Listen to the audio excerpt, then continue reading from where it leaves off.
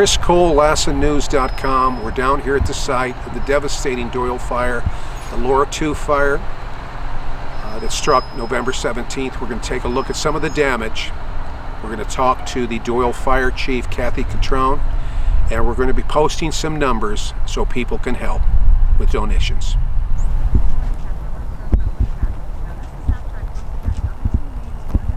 And we're with Doyle Fire Chief Kathy Catrone. Kathy, briefly tell us again on that terrible day, November 17th, what happened?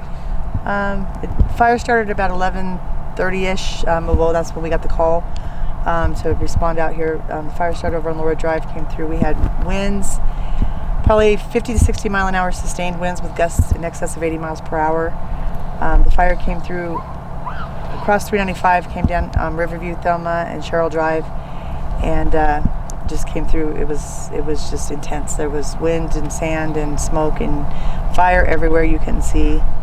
It was.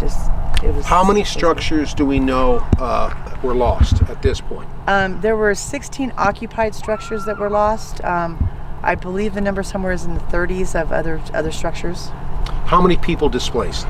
I believe it was 45 people displaced, 7 which were children. 7 were children. What are the needs of the community? We know they're going to need cash donations, which will run at the end of this story.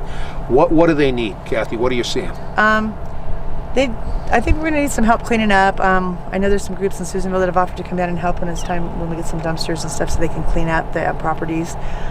They need, like I said, right now I think mainly they just need some cash donations so some of them can get into a place to live and start getting back on their feet.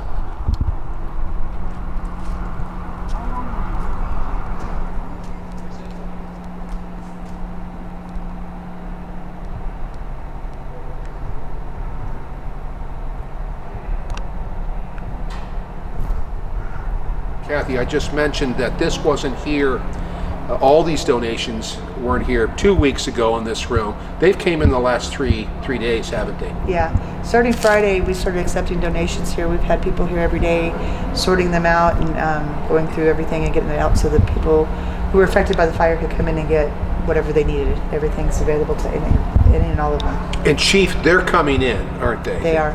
I believe every family has been here. They were all notified that it's here, and we're going to continue to keep this open for them for some time, so if they still need things down the road a ways, they'll have a place to come and get it. And Chief, where are we right now? We're at the Doyle Christian Church. Okay. Chief, we know that you need cash donations, but at this point, what do you need? What does the community need from a facility like this? Well, the community, they can come in and get anything they want from here, the families and everything, but I think at this point in time, we still do need household items like kitchen silverware, things like that for these families, but mostly I think cash donations will benefit them the most so that they can get places to stay.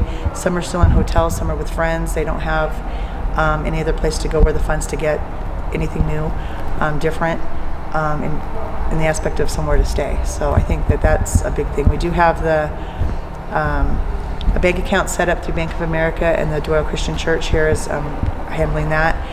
We have a GoFundMe account set up, which those funds will go into that account also and be dispersed to the families that were affected.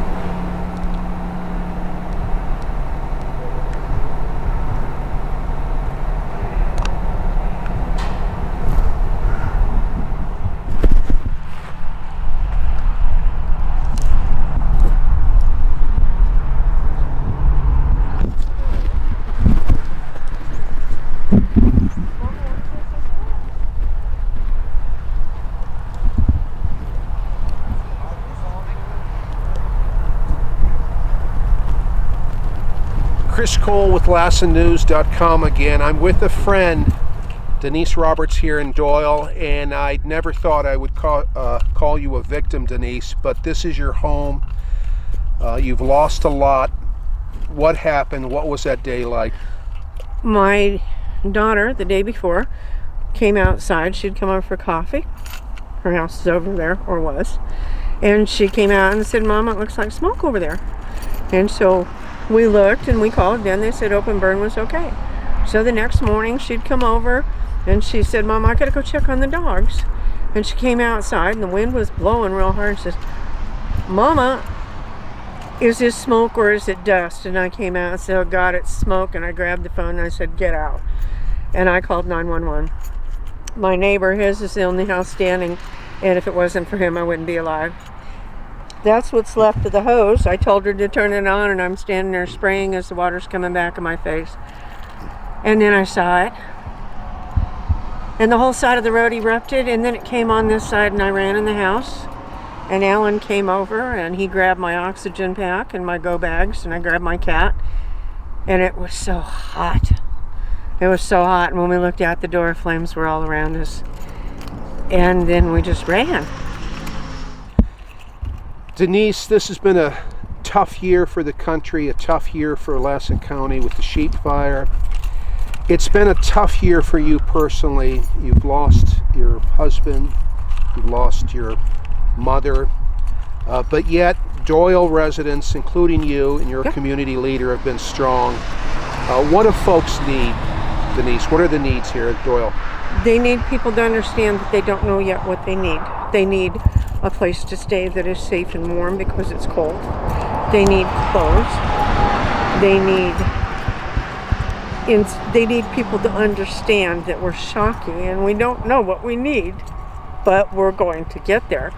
The outpouring of love, this is our hometown, and this is the way our hometown is. But I lost 200 years of family history.